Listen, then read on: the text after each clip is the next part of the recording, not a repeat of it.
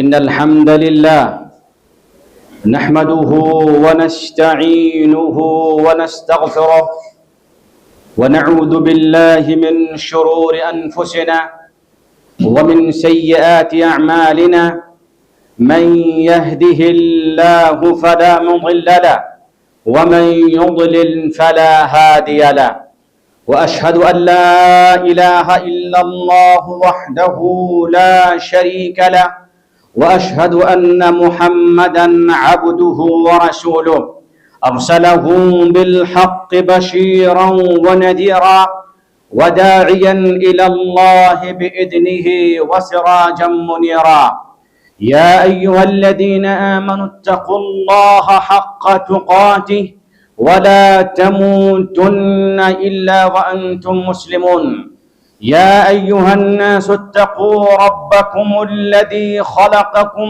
من نفس واحدة وخلق منها زوجها وبث منهما رجالا كثيرا ونساء واتقوا الله الذي تساءلون به والأرحام إن الله كان عليكم رقيبا يا أيها الذين آمنوا اتقوا الله وقولوا قولا سديدا يصلح لكم أعمالكم ويغفر لكم ذنوبكم ومن يطع الله ورسوله فقد فاز فوزا عظيما أما بعد فإن خير الحديث كتاب الله وخير الهدي هدي محمد صلى الله عليه وسلم وشر الأمور محدثاتها وكل محدثة بدعة وكل بدعة ضلالة وكل ضلالة في النار قال الله عز وجل شهر رمضان الذي أنزل فيه القرآن هدى للناس وبينات من الهدى والفرقان فمن شهد منكم الشهر فليصم معزز محترم حاضرین جمعہ، یہ بات کسی پر مخفی نہیں ہے کہ جو مہینہ آج ہم پر سایہ فگن ہے وہ نہایت ہی مبارک مہینہ ہے، برکت کا مہینہ ہے، رحمت کا مہینہ ہے۔ رب کریم نے اس مہینے کی پہچان قرآن کریم کی اس آیت سے فرمائی ہے، کہا شہر رمضان الذی انزل فیہ القرآن، ماہ رمضان وہ مہینہ ہے جس میں دنیا کی سب سے معزز کتاب اتاری گئی اور وہ ہے قرآن کریم۔ اللہ رب العالمین نے آسمان سے کئی کتابیں اتاری ہیں، ان میں سب سے افضل کتاب قرآن کریم ہے۔ اللہ نے کہا آپ سوچ لو کہ ہم نے قرآن کریم کے نزول کے لیے ماہ رمضان کا انتخاب کیا ہے، اور وہ بھی ماہ رمضان کے آخری عشرے کا انتخاب کیا ہے، اور آخری عشرے کے لیلۃ القدر کو انتخاب کیا ہے۔ اب ذرا سوچو کہ ماہ رمضان کی کیا فضیلت ہے، کیا مقام ہے۔ آپ صلی اللہ علیہ وسلم نے ماہ رمضان کے متعلق فرمایا جب ماہ رمضان کا چاند طلوع ہوتا ہے تو اللہ رب العالمین کی طرف سے ایک فرشتہ آسمان میں فضا میں یہ صدا بلند کرتا ہے، یا باغی الخیر اقبل ویا باغی الشر اقصر، اے بھلائی کے متلاشی، بھلائی چاہنے والے، نیکی چاہنے والے، اللہ رب العالمین کی قربت حاصل کرنے والے، اللہ رب العالمین کی رضا طلب کرنے والے، جنت چاہنے والے، اقبل دور پڑو ماہ رمضان کے فوائد لوٹنے کے لیے، اس کے نیکیوں سے اپنی جھولی بھرنے کے لیے۔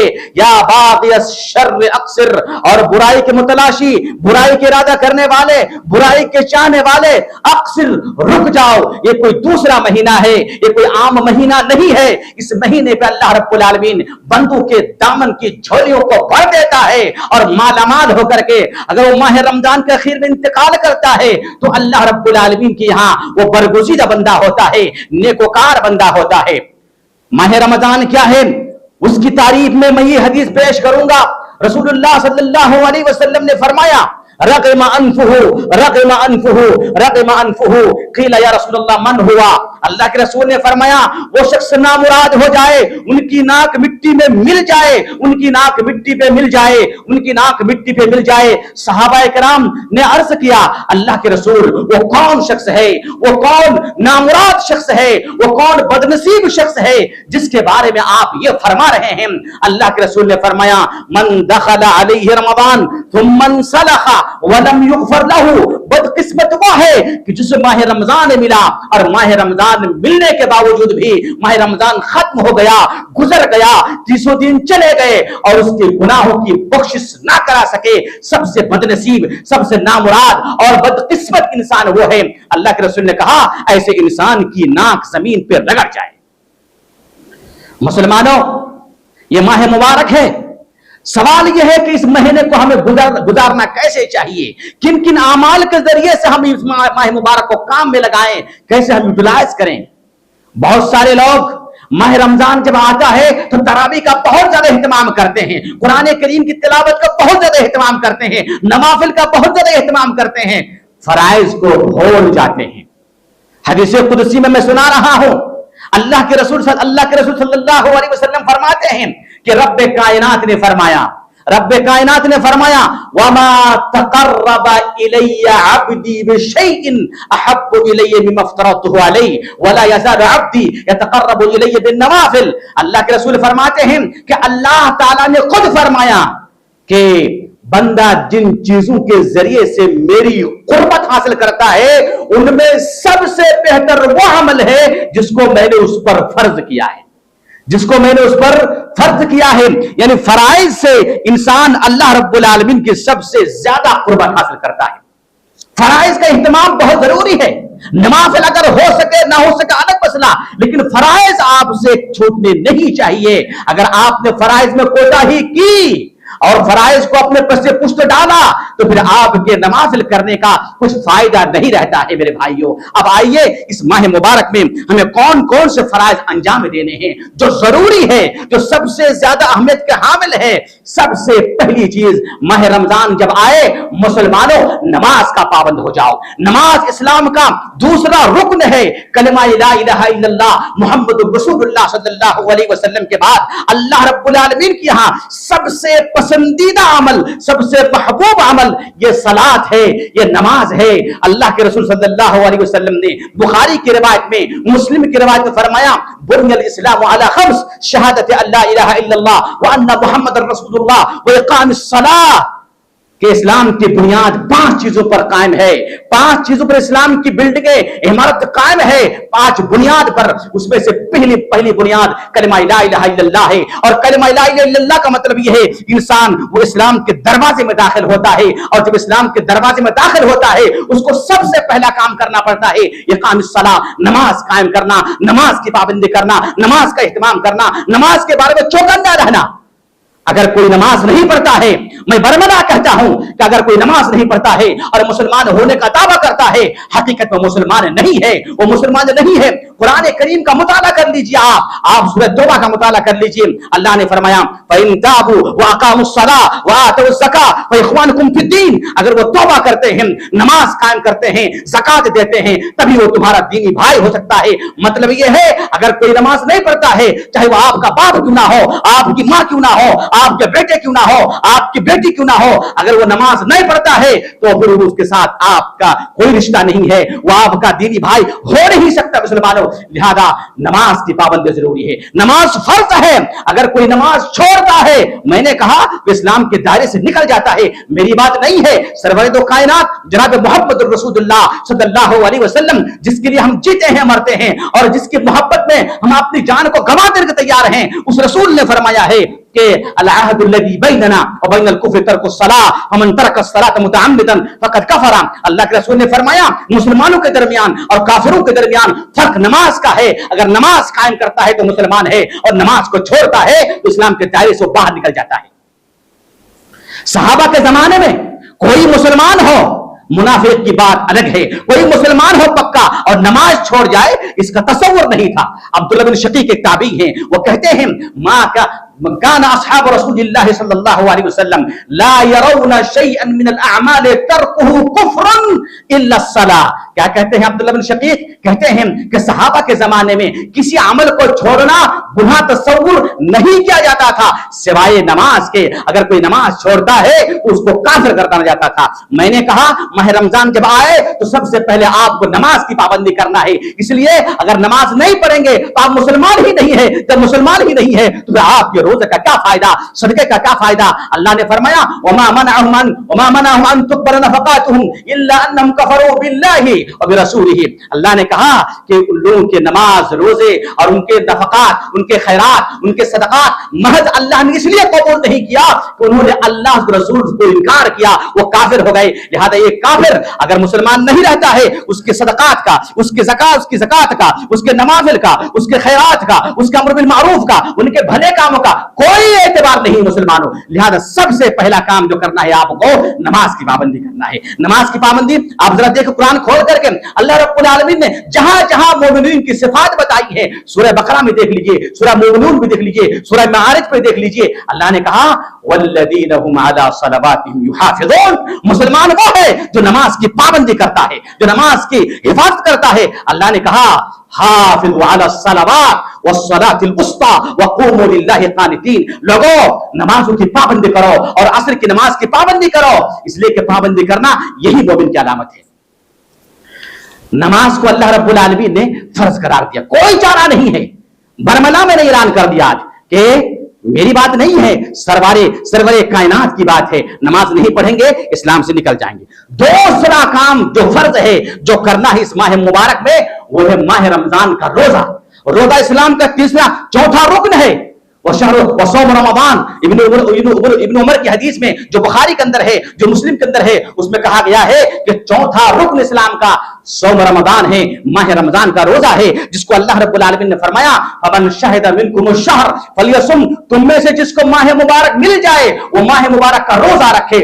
روزہ کس پر فرض ہے؟ ہر وہ شخص جو مسلمان ہو, جو عاقل ہو, پاگل نہ ہو, اور جو بالغ ہو, ہر اس شخص پر روزہ فرض ہے. اللہ رب العالمین نے ماہ رمضان کے روزے میں تخفیف کر دی ہے اور کہا کہ ایام معدودات, یہ چند ایام کے روزے ہیں. اللہ نے ہم سے 2 مہینے, 3 مہینے, 4 مہینے کے روزے کا حکم نہیں دیا, بس 1 مہینے کا روزے کا حکم دیا جو 29 اور 30 دن کا ہوتا ہے. اللہ نے قرآن کریم میں اپنے الفاظ میں فرمایا ایام معدودات, یہ چند ایام ہے, اور یہ چند ایام روزہ رکھیں گے آپ کو سال بھر کے برابر ثواب ملے گا. اگر آپ ماہ رمضان کے روزے کے بعد شوال کے 6 روزے رکھتے ہیں آپ کو مکمل سال کا ثواب ملے گا. اگر کوئی شخص ماہ رمضان میں روزہ نہیں رکھتا ہے, روزے کے وجوب کا انکار کرتا ہے, روزے کے وجوب کا انکار کرتا ہے, وہ کافر ہے, اسلام سے باہر ہے. لیکن اگر کوئی شخص وجوب کا اقرار تو کرتا ہے مگر تساہل کی وجہ سے, غفلت کی وجہ سے وہ روزہ کبھی چھوڑتا ہے کبھی کرتا ہے, وہ اللہ کے ہاں بہت بڑا مجرم ہے, گنہگار ہے, لیکن کافر ہم اس کو نہیں کہہ سکتے ہیں. لہذا ماہ رمضان کے روزے کا اہتمام کرنا یہ دوسرا فریضہ ہے. اللہ کے رسول نے فرمایا من صام رمضان ایمانا واحتسابا غفر له ما تقدم من ذنبه. اگر کوئی ماہ رمضان کا روزہ رکھتا ہے ایمان کے ساتھ کہ اللہ نے فرض کیا ہے, یہ میرے رب کا فرض کرتا ہے, اور احتساب کے ساتھ نیکی کی امید سے, اجر و ثواب کی امید سے, تو اللہ کے رسول نے فرمایا کہ اس کے پچھلے سارے گناہوں کو اللہ رب العالمین بخش دیتا ہے. بلکہ اللہ کے رسول نے ایک اور حدیث کے اندر فرمایا من صام یوما للہ باعد اللہ بینہ وبین النار 70 خریفا. اگر کوئی شخص رمضان کے علاوہ صرف 1 دن کا روزہ رکھتا ہے اللہ کے واسطے, تو اللہ تعالیٰ اس کے اور جہنم کے درمیان 70 سال کا فاصلہ بنا دیتا ہے. ماہ رمضان کے 30 ایام ہیں مسلمانوں, اگر اس روزہ کو ہم رکھیں انشاءاللہ العزیز اللہ رب العالمین ہمیں اجر عظیم سے نوازے گا. تیسرا فریضہ یہ ہے جو فرض ہے, جو کرنا واجب ہے. اگر کوئی شخص صاحب استطاعت ہے, صاحب مال ہے, صاحب ثروت ہے, اہل حیثیت ہے, اور اس پر زکات فرض ہو رہی ہے, تو سب سے پہلے اس مہینے میں زکات نکالے. زکات سے کوئی کمپرومائز نہیں ہے, اسلام کا تیسرا رکن ہے. اگر زکات کوئی نہیں دیتا ہے, اس کو وجوب کا انکار کرتا ہے, تو وہ کافر ہے. قرآن مجید نے کہا الذين يكنزون الذهب والفضة ثم لا ينفقونها في سبيل الله فبشرهم بعذاب أليم. جو لوگ سونے اور چاندی, دینار اور درہم, پیسے اور ڈالر, گھر اور بلڈنگیں اور دولت اور पैसे इकट्ठा करके रखते हैं और अल्लाह की राह पे खर्च नहीं करते। अल्लाह ने कहा, कुरान ने कहा, फबश्शिरहुम बिअज़ाबिन अलीम, ऐसे लोगों को दर्दनाक अज़ाब की खुशखबरी दे दो, उनको बता दो कि क़यामत जब आएगी, जब तुम्हारी रूह निकल जाएगी, दोबारा जिंदा हो जाएंगे, तो अल्लाह रब्बुल आलमीन तुम्हें अज़ाब अलीम में, दर्दनाक अज़ाब में ढकेल के रख देगा। वहां जलते भुनते रहोगे, वहां आहो बुका करने से कोई फायदा नहीं होगा, और आप वहां लेता लाल्ला काश ऐसा वैसा करने से कुछ फायदा नहीं। दुनिया में जो कुछ करना है कर लीजिए। अबू बकर रज़ियल्लाहु अन्हु के जमाने में आप सल्लल्लाहु अलैहि वसल्लम की वफात के बाद कुछ लोगों ने ज़कात से रोक दिया, ज़कात देना बंद कर दिया। अबू बकर ने कहा, वल्लाहि लौ मनऊनी अक़ालन लक़ातलतुहुम अला ज़ालिक, अल्लाह के रसूल के जमाने में अगर कोई बकरी के गले के रस्सी भी पेश करते थे ज़कात में, और आज मेरे दौर में अल्लाह के रसूल के बाद कोई उसको भी अदा नहीं करता है, उसके खिलाफ मैं जंग का ऐलान करता हूं, उसके खिलाफ मैं लड़ाई करूंगा, जिहाद करूंगा, और किया भी मेरे भाइयों। लिहाजा ज़कात अगर फर्ज होती है माह रमजान में आपके लिए, तो सबसे पहले ज़कात निकाले, यह आप पर फर्ज है। इसी तरह चौथा काम उम्रा फर्ज भी है। आप लोग जानते होंगे कि उम्रा सुन्नत है। सही बात यह है, उम्रा फर्ज है, हज की तरह से फर्ज है। अगर किसी पर उम्रा फर्ज हो रहा है माल के एतबार से, हैसियत के एतबार से, और तो उसको माह रमजान में अगर फर्ज हो रहा है तो पहले जाकर उम्रा करके आए, इसलिए कि वाजिब है। ये तरावी से ज्यादा अफजल है वो तरावी से, इसलिए कि आप पर उम्रा वाजिब है। तरावी सुन्नत मुअक्कदा है, कुरान करीम तिलावत करना सुन्नत है, मुअक्कदा है, फर्ज नहीं है। उम्रा करना फर्ज है। उम्रा फर्ज है, इसकी दलील क्या है? हज़रत आयशा रज़ियल्लाहु अन्हा कहती हैं, अल्लाह के रसूल हल अला निसाई जिहाद, और तुम पर जिहाद है? अल्लाह के रसूल ने कहा हाँ, वलाकिन ला क़िताल फीह, औरतों पर जिहाद तो है मगर औरतों के जिहाद में किताल नहीं है, लड़ाई नहीं है, खंजर नहीं है, सिनान नहीं है, शमशीर नहीं है, तलवार नहीं है। कहा था क्या? अल हज्ज वल उम्रतु, अल हज्ज वल उम्रा। अला अरबी जुबान जानने वाले जानते हैं, हल अला निसाई जिहाद, क्या औरतों पर जिहाद फर्ज है? अला का माना फर्ज, अल्लाह कहता हाँ फर्ज तो है, मगर वो जिहाद क्या है? अल हज्ज वल उम्रा, हज और उम्रा। पता चला कि उम्रा वाजिब है। दूसरी दलील, सबी इब्न मअबद रज़ियल्लाहु तआला अन्हु इस्लाम लाए, उमर फारूक के पास आए और कहने लगे, उमर फारूक इन्नी वजदतुल हज्ज वल उम्रता मक्तूबैन अलैया फअहललतु बिहिमा। तो उमर ने कहा लक़द हुदित लिसुन्नत नबिय्यिका। सबी इब्न मअबद कहते हैं, मैं उमर फारूक के पास आया और कहने लगा, उमर फारूक मैं इस्लाम लाने के बाद मैंने मुझ पर हज और उम्रा को वाजिब पाया। तो उमर ने क्या कहा कि लक़द हुदित सुन्नत नबिय्यिका, तुमने तेरे नबी की सुन्नत के राह पर चला है, यही तरीका है नबी का। उम्रा वाजिब है, अगर किसी पर उम्रा वाजिब हो रहा है तो जाकर के उम्रा करके आए माह रमजान में। उसके बाद जो फर्ज अमल है, अगर कोई शख्स बीमारी की वजह से, ऐसी बीमारी जिसके शिफा होने का इम्कान नहीं है, या ऐसा शख्स जो उम्र दराज होने की वजह से रोजा नहीं रख पा रहा है, उस पर रोजे के बदले में, हर रोजे के बदले में एक एक मिस्कीन को खाना खिलाना फर्ज है, वाजिब है। ये वाजिब है, ये वाजिब है। तरावी से बेहतर है ये फिदिया देना और मिस्किन को खाना खिलाना। क्यों? इसलिए कि तरावी सुन्नत मुअक्कदा है और फिदिया वाजिब है। वाजिब, अगर किसी पर फिदिया वाजिब हो रहा है तो फिदिया पहले अदा करे। अगर फिदिया अदा करने की वजह से तरावी छूट रही है, छोड़ दे दो, मगर फिदिया को अदा करो, इसलिए कि फिदिया वाजिब है मेरे भाइयों। इसी तरह से छठा वाजिब माह रमजान में हुकूकुल इबाद मेरे भाइयों, हुकूकुल इबाद। अगर किसी पर किसी बंदे का हक है, बीवी का हक है, माँ का हक है, बेटे का हक है, बहन का हक है, पड़ोसी का हक है, तो सबसे पहले वो अदा करे, इसलिए कि हुकूकुल इबाद वाजिब है। आयशा रज़ियल्लाहु अन्हा कहती हैं, अल्लाह के रसूल ने फरमाया क़यामत के दिन 3 तरह के दफ्तर होंगे। एक दफ्तर ऐसा होगा कि अल्लाह उसकी परवाह नहीं करेगा, यानी वो गुनाह जो बंदे और अल्लाह के दरमियान हुए हैं अल्लाह उसको माफ कर देगा। दूसरा दफ्तर ऐसा होगा कि अल्लाह रब्बुल आलमीन उसको नहीं छोड़ेगा, और वो है हुकूकुल इबाद, बीवी का हक, माँ का हक, पड़ोसी का हक, भाई का हक, बहन का हक, मस्जिद वालों का हक, इमाम का हक, मुसल्ली का हक, जितने हुकूक हैं, मजदूरों का हक, जितने हुकूक अल्लाह छोड़ेगा नहीं जब तक आपसे उनका बदला नहीं ले लेगा। تیسرا دفتر ایسا ہوگا کہ اللہ رب العالمین اس کو نہیں بخشے گا، وہ ہے شرک کا دفتر۔ اگر کوئی شرک کر کے مر جاتا ہے تو اللہ تعالیٰ نہیں بخشے گا۔ میرے بھائیوں، حقوق العباد کے بارے میں اللہ کے رسول نے فرمایا، لوگوں اللہ سے ڈرو قیامت آنے سے پہلے، کیونکہ قیامت کے دن اگر تم نے دنیا میں بندوں کے حقوق ادا نہیں کیے تو قیامت کے دن تمہارے نیکیوں کو کاٹ کر کے ان کے حصے میں ڈالا جائے گا۔ اگر تمہاری نیکیاں ختم ہو گئی تو ان کے گناہوں کو کاٹ کر کے تم پر ڈالا جائے گا، چنانچہ تم مسکین بن جاؤ گے۔ دنیا میں اگرچہ مالدار تھے، صاحب ثروت تھے، صاحب غنا تھے، لیکن قیامت میں مفلس، فقیر، نادار، ناتواں، مسکین بن کر کے آؤ گے اور تمہارا کوئی راستہ ان کو نہیں ہوگا۔ میرے بھائیوں، اسی طرح سے ساتواں واجب یہ ہے صلۃ الارحام، رشتہ داروں کے ساتھ صلہ رحمی کرنا، محبت سے پیش آنا۔